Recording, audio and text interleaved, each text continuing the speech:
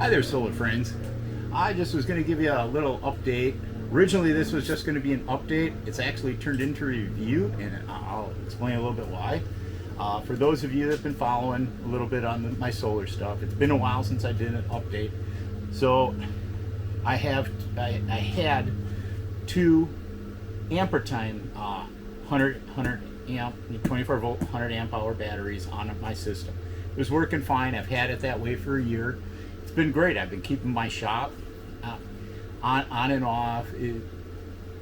Pretty much it's been 100%. My shop's been on off-grid 100% of the time. I've done some more updates, but in the process of adding these two batteries, they had a Memorial Day sale. I bought two of these batteries. This is not these are not given to me in any way, shape, or form. So I bought these. And the reason I'm doing a review on these is I had trouble with one of them. So I thought I would give you a little bit how their customer service, what I dealt with. I'll show you the problem that I had with the battery, how they dealt with it. But just to give you a heads up, this is actually the replacement battery. So after a little bit of time, excuse the noise, the fans are going. It's a sunny day over here, and mini splits are keeping our house cool and getting all powered off of the solar panels outside. So let me get this unboxed for you and show you what we do, and let's hook this one up to see if it's good. All of these that I've had, be it the Ampere Time or the Li Time, have come well packed in styrofoam and everything. I'll show you that here in a bit. Let me get this opened up. And the weight on these is about the same. It's about 50 pounds.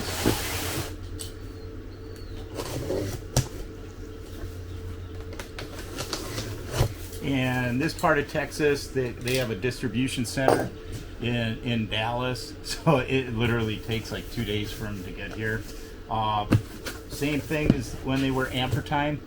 Same thing, they give you this little binder with all the information, the warranty stuff that you need to do, all the manuals, and of course advertising and stuff they throw in there, and they put it all inside a neat little binder. The one thing I seen they changed, because they put in this the styrofoam kind of fits the battery. They put a note over here that says your post bolts are here. Evidently they had people just taking these and throwing them away, and then they probably were getting a lot of complaints. So your post bolts are here. I didn't have a problem. I found them on the Ampere Time. They didn't have that when they were Ampere Time, but they must have had an issue. Then they in a plastic bag.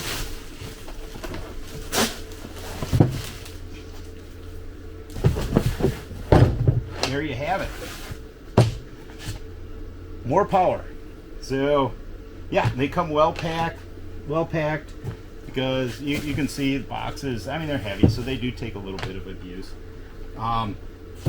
They have the caps on here, so they won't short out. Yeah. They have the nice little handles. That's a definite plus. So overall, nice battery. I really like the Ampere Time ones. That's why I was curious to see if these were going to perform as well as them. I never had a problem with the Ampere Time ones, so I did not have to use their customer service. This is the first time I had to use their customer service, and all I can say is so far so good.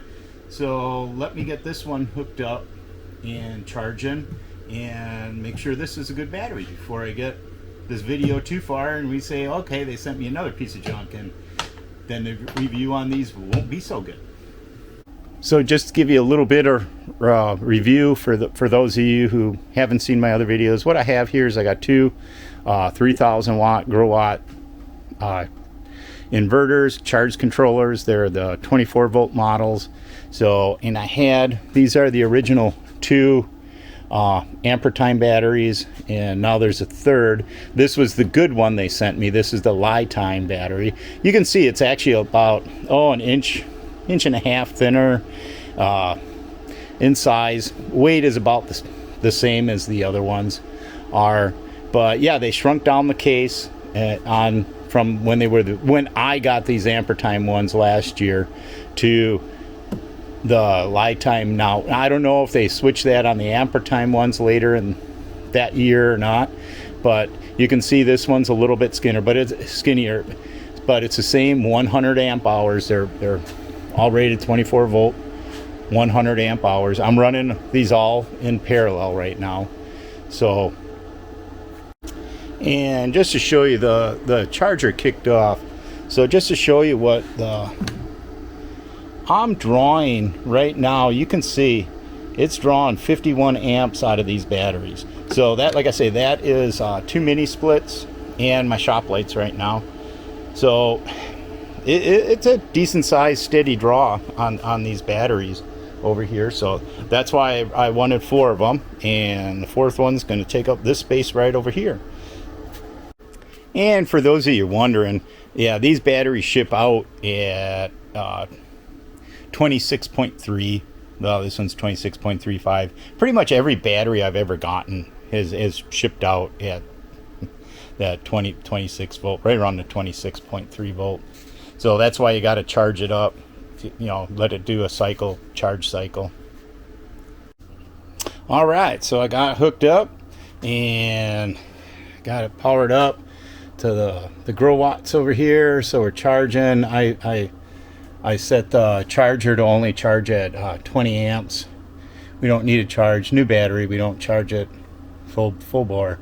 So we're charging at 20 amps. He's up to 27, and we'll see if, as long as we don't have a repeat of last time, and we charge up to full voltage, we'll be good to go.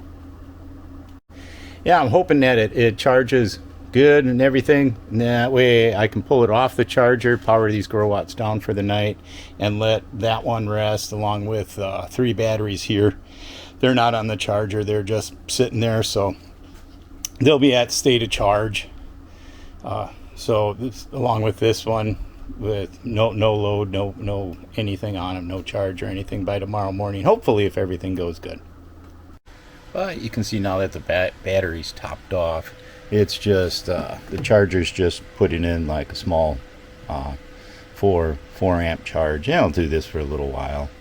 So far it looks like this battery's going to be good to go pretty soon. We'll just have to let it rest for a little bit before we can parallel it with the other 3. And just as a side note, you know, when you're making up your battery cables and everything, they a lot of times when you buy your lugs stuff, they'll include this shrink wrap for you. Yes, just so you know, the stuff they include is like cheap junk. You rub up against it once and you can see it's got a bare spot on it over here. I actually like to use a combination of the cheap shrink wrap and some electrical tape. And yeah, that's still loose on here because I got to hook up the other battery in parallel yet. So yeah, I use a combination of the both.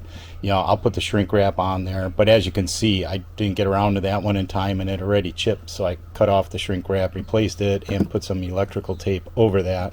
Electrical tape is just a little bit more durable unless you buy that really good shrink wrap, and buy the good electrical tape, you know, your Scotch brand and stuff, because the other stuff, just if it gets warm, it gets all sticky and gummy. So the battery charged up good. I'm just going to check the voltage here on. Here is the existing batteries that are all paralleled together, the 3 battery set. That's at 27.67, and the new battery is resting at 27.41. So I think we're good to go. It charged up good, and it's holding its state of charge. So I think we are good to go and get this all paralleled up and get her in service. And yes, you know, I'm making up the last cable for the parallel thing, and I'm only showing this because I watched a couple of YouTubers. They're making videos on making cables and stuff, and they complained about having people do this. Now, this is how I strip cables. I have the cutters, rotate, rotate, rotate, strip. Here, I found it on the floor. You can see there's no like wires hanging out or that, so it's good to go. So you can go. You can, if you don't like doing it that way, you absolutely can buy the stripper for it. And I do actually have stripper, but not for cables. I've been in the power gen field for some time now, and I've just become accustomed to not carrying too many tools around in my pouch. So the lighter your pouch is, the easier it is to work. So when you're out in the field, you just get used to doing it the old-fashioned way. And like I say, I the only reason I showed it is because somebody specifically made a comment on how they hate to watch people do that. Now, this is something that I like to do when I'm hooking up a new battery that I am unfamiliar with. So this is, like I say, this one's brand new. Just got here yesterday, so I went through the charge, let it sit, and it's close. It's within 2/10. You want them as close as possible when you're going to put them in parallel, because if they're way off, you can do damage, because the current draw from your charged batteries to your uncharged battery is going to be a lot. So I mean, it will, your battery management should kick it out. But still, the way I like to hook up a new battery, even though they're close, is I'll put my fluke in line, and obviously if you see a big spark, stop doing what you're doing, and then I will bring it and I will touch it onto the positive, and you can see it jumped up a little bit. That's because we were 2/10 off. Now keep in mind, that was just 2/10 off, and you've seen it jump up to like 23 amps, I believe I seen. So now imagine if you were like a whole volt off. You don't want that to happen. This is what you want to see. You just want to see a little bit of spike, and then you can see it starting to settle in. Ideally, you don't want to see any spike. I shouldn't have said you want to see a spike. You don't need to see a spike. If they're within, a hundredth, or within a half a tenth, you won't see that spike. I was off 2/10, and I could have put it back on the charger and charged it back up and went through that again. But I guess I've done this a couple times now, so I've as long as you're within under a half a volt max. I mean, I would like to see at least no more than 2/10. But you can see they're balancing out right now. So now, before we get them in service here, we're just going to let them sit for an hour and let them settle in and get to know each other, I guess. And just showing you right now, they're all 4 of them are hooked up. These are the 2 Ampere Times. These are the 2 new Lifetime batteries. I am currently running, it's running one, I don't know if the second mini split is kicked on yet, but they're more than powering my shop. I have 2 sets of shop lights on right now, plus I know at least one of the mini splits is running. So they are working great. And yes, before anybody says anything, I do know I need to get a bigger, this is 4 gauge cable.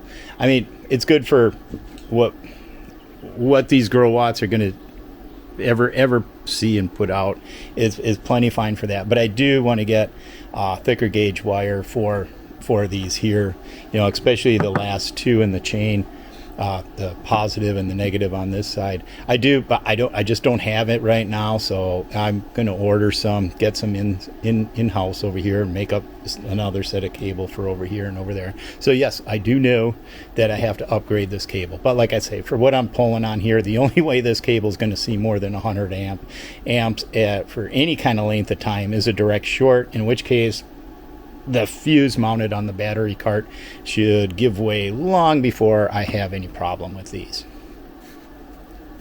One of the things, these Lifetime batteries, and when they were Ampere Time, they did the same thing.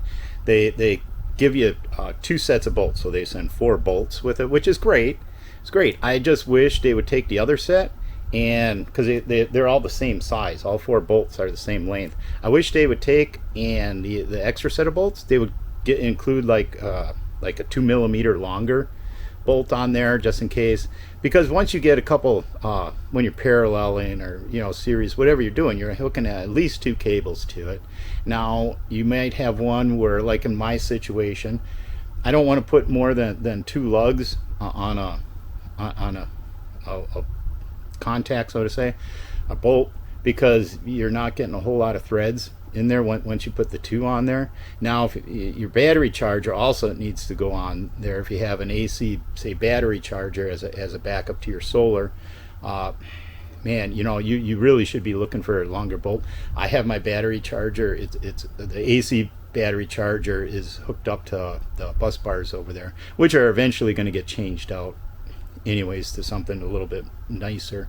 But one of the things I wish they'd do, but oh well, at least they give you an extra set in case you drop one and it rolls underneath your, I don't know, your shed or something. So why did I have a problem with the first Ampere Time I'm sorry, I keep saying Ampere Time. They changed their name. They're Li-Time now, Lithium Time. So why did I change it? It was actually, I ordered a set of 2 batteries. They're having a sale Memorial Day weekend. I ordered a set of 2 batteries. I get in both batteries, get delivered here. First battery I hooked up, I put it on the charger, and I didn't pay any attention to it. And I used the solar charger, and I took the 2, because I had the 2 Ampere Time batteries. I just set them on the side. I hooked up one of the Li-Time batteries. My plan was to charge up that battery, set it on the side, let it rest, charge up the second battery, set it on the side, let it rest, and then as long as everything was fine, I would put all 4 together. That didn't happen.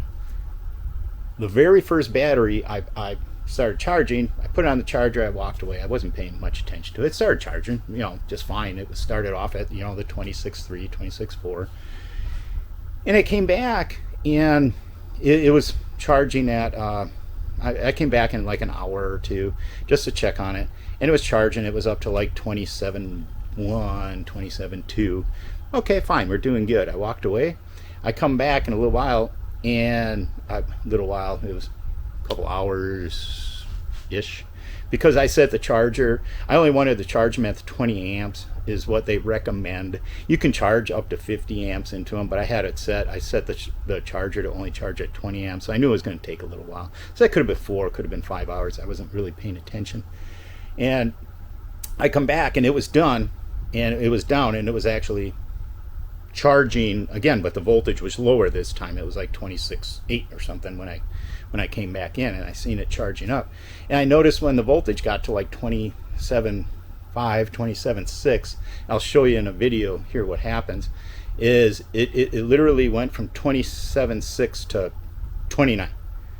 I was like, holy crap. And then when it dropped down to like 26.3 and 26.4 ish, and basically then that told the charger to kick back on again, because the voltage was below. I think these go on at about 80%, 85% battery charge, and so it would start charging again. Now the only load that was on that battery was my shop lights. That was it. That was the only load, and it's literally, I think on the AC side it's like 1.5 amps. They're LED shop lights, so it wasn't much load. And the inverters themselves, which is like 3 amp on the DC, 2.5, 3 amp on the DC side. So that was the only thing coming out of the batteries, and it just would go way down, and it would just keep cycling like that. It would just keep doing it over and over again. And you'll see this in the video clip, because when I contacted Li-Time, and this was like the second day after I received them, I contacted them, and they contacted me right back. Now, when you contact them, you have to understand you're contacting them. I believe they're in China somewhere. I could be wrong. I don't know where their main plant is, where the customer service department is, but it's somewhere overseas.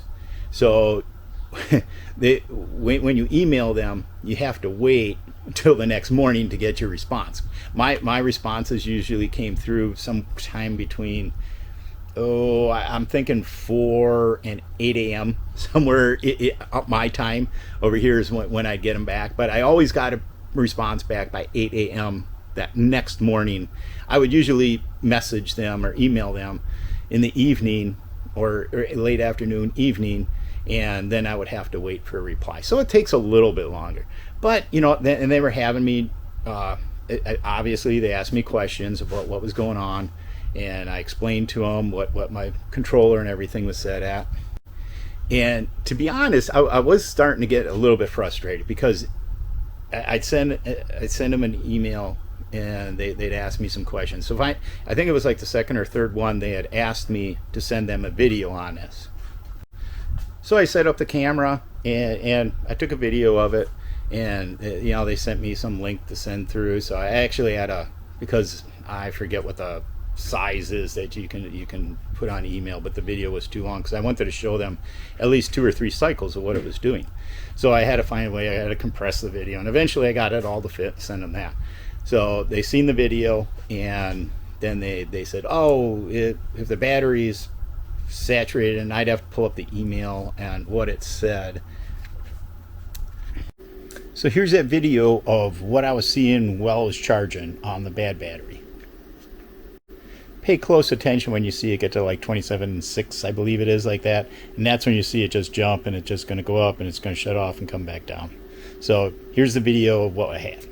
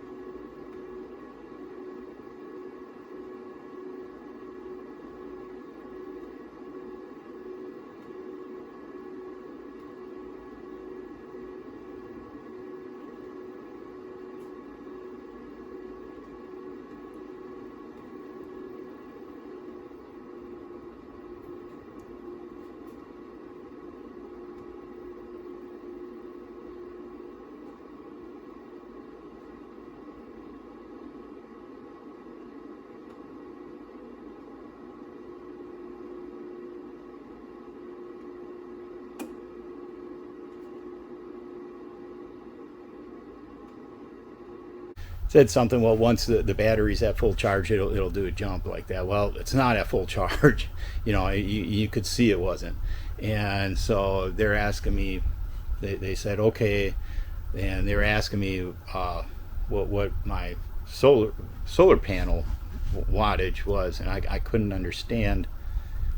So I started getting, after the 4th or 5th email, a little bit frustrated, just like I explained to you, because the thing is, they sent me 2 batteries, and I told them one of them works fine, the other one does not.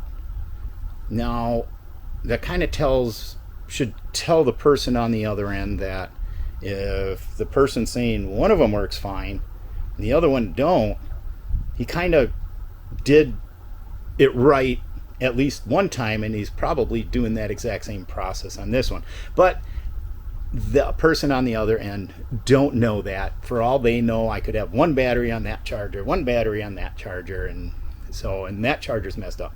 So I started getting a little frustrated, and in the one email they sent back, and you could kind of tell, and they says, no worries, we will fix this problem for you. We just want to make sure that we understand what's happening in that. So they reassured me that they were going to send me, either send me a different battery or refund my money. And I in the next email I says, well, I really don't want to be refunded money. I just want a good working battery is all I want.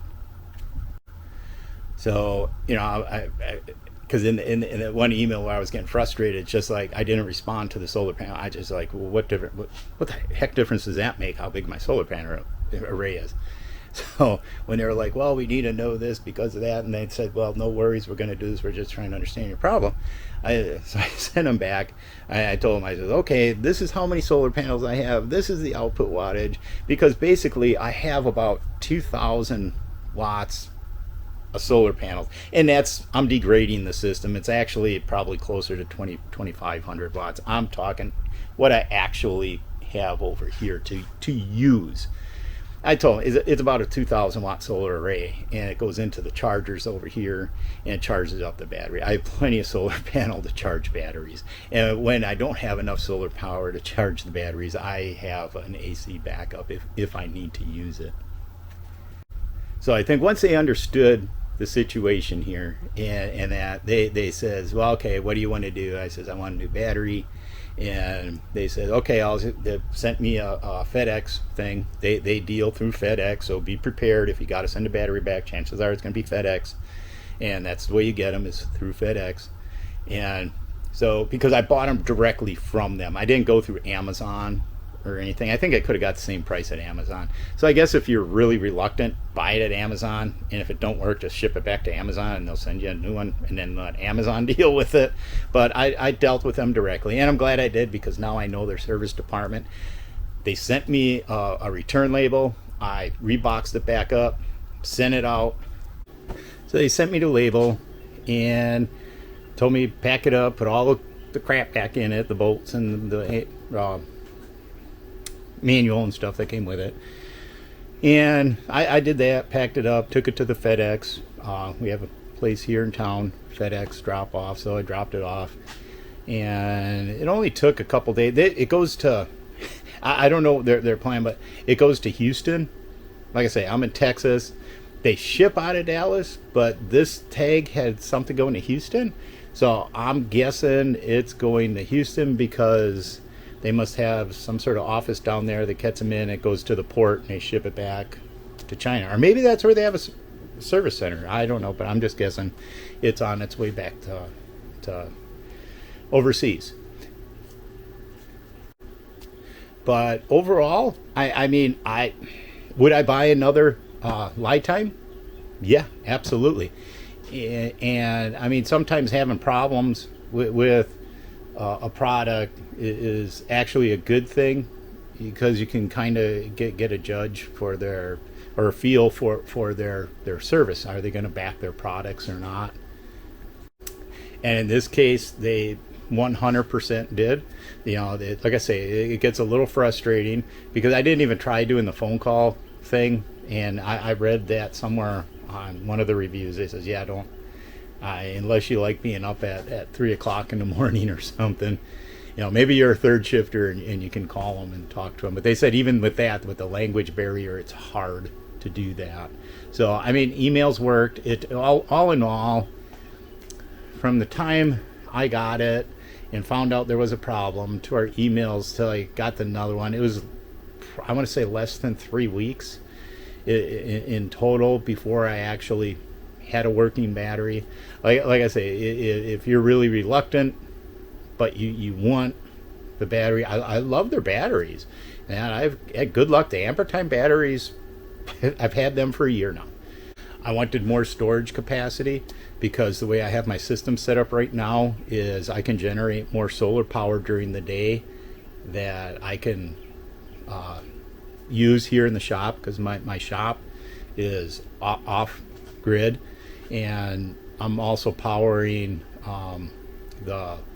I have 2 mini splits that come back here, and a 6-gallon under the in cabinet water heater that comes back over here too.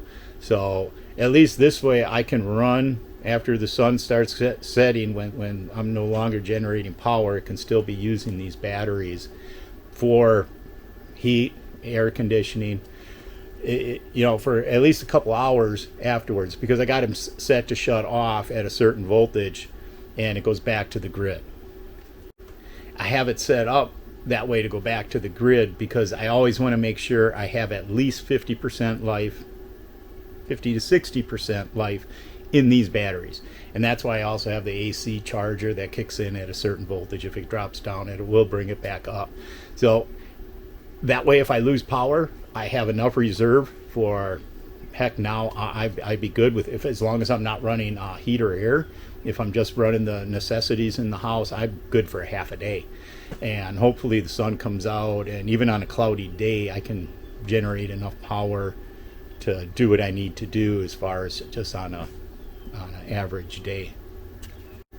So do I notice any difference between the Ampere Time and the Light Time? Nope, not at all. I mean, there's a size difference. Functionality seems to be the same. I paid full price, so I'm not cutting these apart. I'll leave that to the people who get paid to do that. They can cut them apart, and nobody's sending me anything, so I'm not cutting them apart. I'm not going to put them on a heat gun and draw them down, because I've never seen anybody do a review that's done this. That's put them on that failed. I mean, I'm sure they're out there. I haven't seen them. All the reviews I see on anybody that's kind of doing knows what they're doing, all the batteries have passed. Now, I don't know if you go real cheap with I guess they use like gel cells and stuff like that. Like, these are automotive grade cells in these batteries. That's why I like them. And so that they use the same stuff as the more expensive ones do. It's just they're trying to get their good solid foot in the door, which I think they have, because they're slowly going up in price, and eventually they will be up there in price with the big boys and that. But I don't have any of the big boys batteries. I started with these because they were reasonably priced, and I'm reasonably happy with them. So they do what I need them to do. I'm glad I did have an issue with one, because now I can let you know that I like their service department. They followed through. It just takes a little bit of time because of all the language and the understanding and the whole time frame thing. But it worked. I got a new battery, a little bit of an inconvenience, but at least you don't have to sweat it, wonder if they're going to honor it.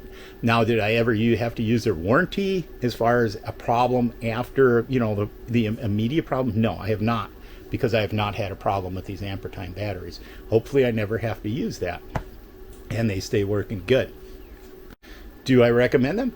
Absolutely. I recommend them just because I like their service. I like the way they ship them. They come undamaged. None of them have ever been damaged in shipping for over here. Okay, so I just wanted to give you a little heads up on what I find with the Ampere Time, Light Time series of batteries.